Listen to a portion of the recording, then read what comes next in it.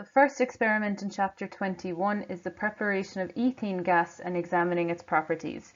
Ethene is one of the most important compounds in the chemical industry because it's used to make so many other things.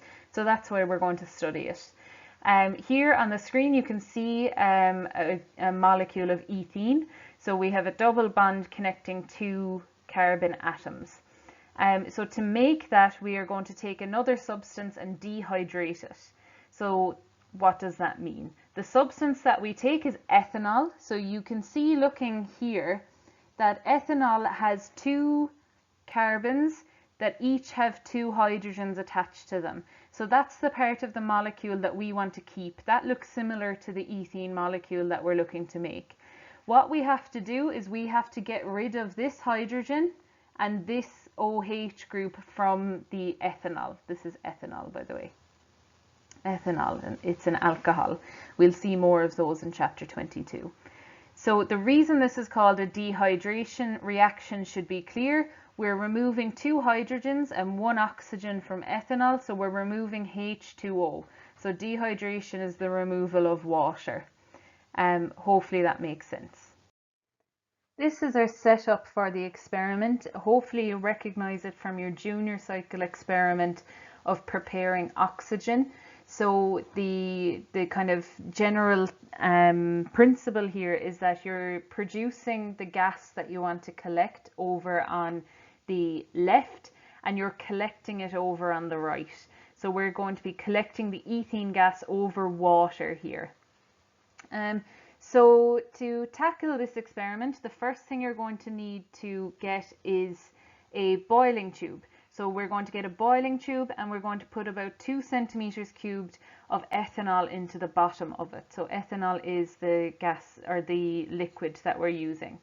In order to keep that liquid in the bottom of the test tube, because as you can see over here, we're going to be clamping it horizontally above a Bunsen burner. So we don't want the liquid spilling out. So we are going to use something called glass wool in order to keep it in place. It's similar to cotton wool but has lots of shards of glass in it. So one of your safety precautions is going to be to wear gloves doing this. So we put our glass wool into the boiling tube, we push it down so that it soaks up all of the ethanol, again to hold the liquid in place when we turn the test tube horizontally. The second reactant that we're going to use in this experiment is aluminium oxide. That is a white powder, a very fine white powder. It looks kind of like talcum powder. And we are going to place that about halfway down the boiling tube, once we have it clamped vertically. So you just take a spatula full and gently and carefully place it into the boiling tube about halfway down. You don't want it too close to the ethanol, and you also don't want it too close to the clamp that we're going to place up here either. So about halfway down. We're then going to get our Bunsen burner and we're going to place it under the aluminium oxide. The placement of the Bunsen burner is really important. We can't put it directly under the ethanol because that will cause the ethanol to turn into a vapor too quickly, and the ethanol gas won't be converted into ethene gas. So the Bunsen burner has to be put under the aluminium oxide and not under the ethanol. If the ethanol were heated directly, it would turn into a vapor too quickly and it wouldn't be converted to ethene. So what's happening in this experiment is the heat is being applied. The ethanol liquid is going to turn into ethanol gas, and that's going to slowly make its way through the boiling tube. As it passes over the aluminium oxide is going to dehydrate the ethanol gas. That means it's going to take water from it, turning it into ethene gas. We saw this in the equation on the last slide. So this is where the magic happens. The ethanol is dehydrated by the aluminium oxide, turning it into ethene gas. The ethene gas then travels down the delivery tube and we collect it over the water. One or two things to note here. is that the first test tube of gas that we collect over here, we're actually going to throw away. And the reason for that is because if you think of all the air particles, so all the oxygen molecules and nitrogen and all of the air that's in the boiling tube and the delivery tube here, that's what we're collecting first. That's going to be pushed up over the level of the water here. That's what we're collecting in the first test tube. So we're going to discard that one. That's not going to be ethene. That's mainly going to be made up of air. So we discard the first one, and then we're going to collect probably about 5 more in order to carry out the rest of the experiment. And all of those, if we heat it slowly enough, all of those should be full of ethene. When we have finished collecting all of the ethene, what we are going to do is we are going to loosen the clamp on the retort stand, and we're going to lift the equipment up out of the water. So we're going to loosen our clamp on the retort stand, and we're going to lift up the boiling tube and also lift up the delivery tube. So we're going to have these gone over here, and we're going to lift all of that up out of the water. The reason for that is if we left that delivery tube in the water, as the equipment cools down, so as all of this cools down, it could cause something called suckback, and that would be where the water from the trough would be sucked up into the boiling tube over here. And obviously we don't want that to happen, because the boiling tube would still be very, very hot. It's been over the Bunsen burner. The water is cold, and that could cause the glass of the boiling tube to crack, or it could cause the aluminium oxide to react with the water, and it could puff up almost like a mini explosion inside the boiling tube. So we don't want that to happen. So to prevent suckback, you lift the equipment out of the water at the end of the experiment. Now that we've prepared ethene, we need to examine its properties. It's a colourless gas with a sweetish smell, and because it's non-polar, it does not dissolve in water, but it will dissolve in organic solvents such as cyclohexane. We are going to watch this short clip on the combustion of ethene. So you're just getting a lighted splint, and you're going to hold it over the top of the gas jar, and you can see that the ethene gas burns with a luminous yellow flame.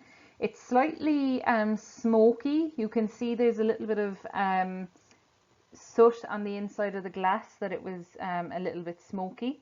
Next, he's going to take some lime water and add a small bit of that into the gas jar.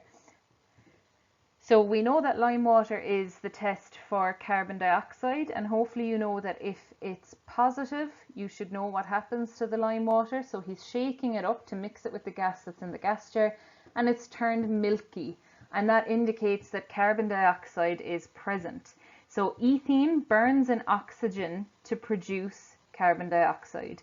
So here we've got a nice little summary on the video there. So the equation there, you do need to know that, but what I would say is that you don't need to learn it off at the moment, because when we're looking at reactions of organic molecules, we're going to see that any organic molecule, so any hydrocarbon that's burned in oxygen, is always going to produce carbon dioxide and water. So if you know what substance you're given, ethene, you should be able to work out the formula for that. Combustion is reacting with oxygen. It's always going to make carbon dioxide and water, and then you just have to be able to balance your equation. The next test is to test for saturation. So we know saturation is referring to the type of bonding in the molecule. A molecule is saturated if it has as many single bonds as possible, if every bond is a single bond.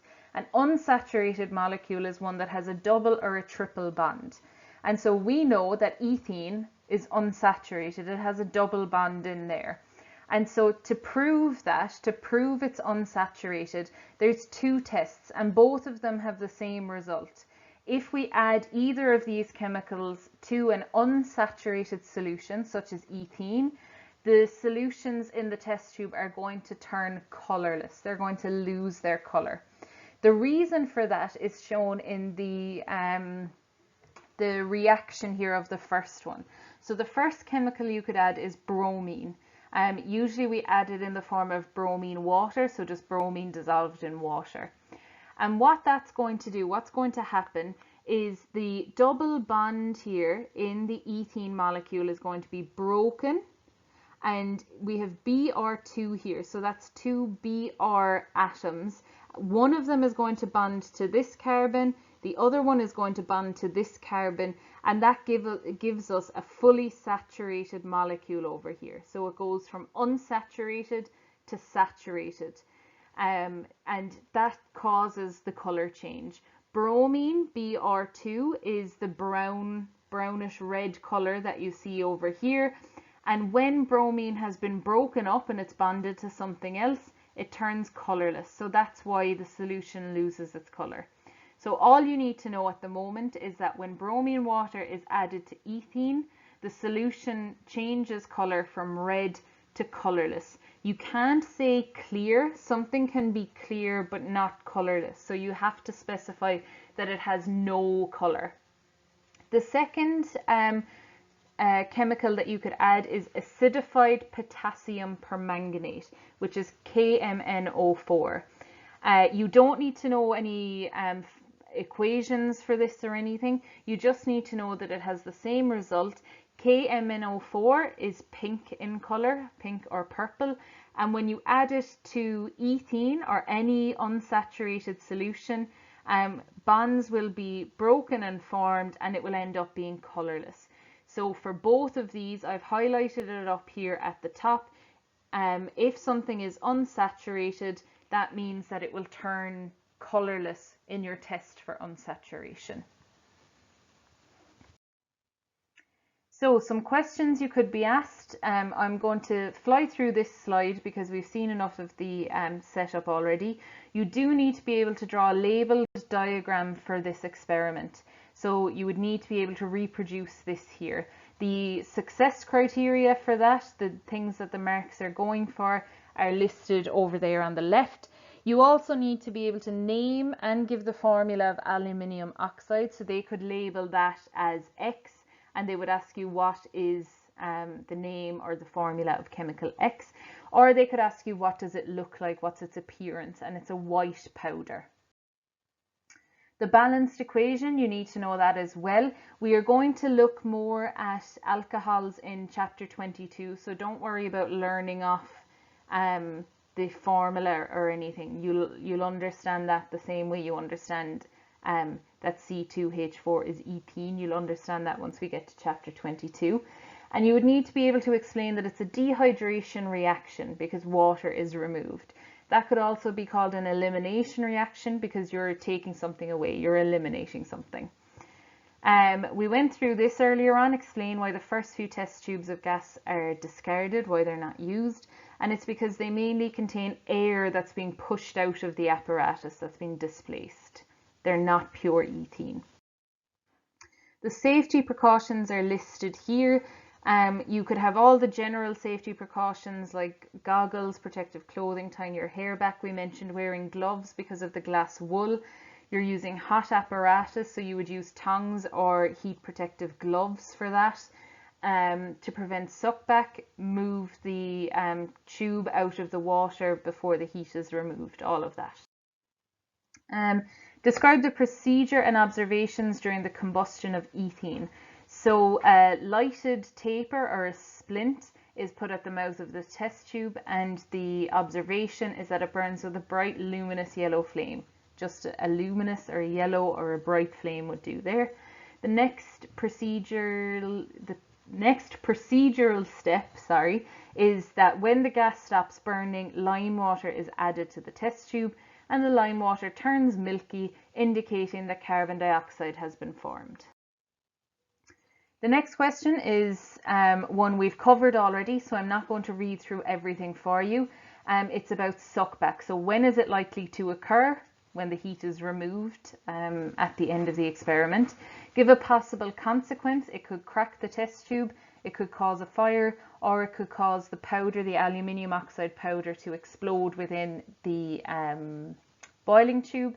And how to avoid it: you remove the delivery tube from the water at the end of the experiment. They also say for that, actually, I just want to point out that you could also loosen the stopper before removing the heat.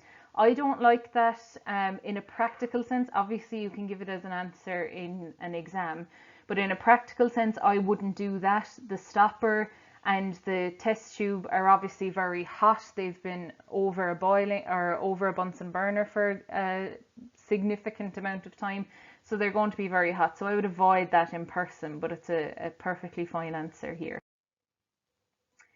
Why is the aluminium oxide heated rather than the ethanol? Again, we spoke about that earlier. The ethanol would turn to a vapor very quickly and pass over the aluminium oxide without reacting, and it wouldn't be converted to ethene. And then this question just goes through the tests for unsaturation. So you would need to name the reagent, you would need to say the color before and the color after. So you have two options here. You could go for bromine, which is brown before or red, and it's colorless after. Or you could say acidified potassium permanganate, which is purple or pink beforehand, and it turns colorless if the substance is unsaturated. The last question is the uses of ethene. So you can learn off one or two of these. They would usually only ask for one. So I always find it easy to remember that it's used to make ethanol, because ethanol is involved in this experiment as well, and in the ripening of fruit. That's everything. That's the whole experiment done.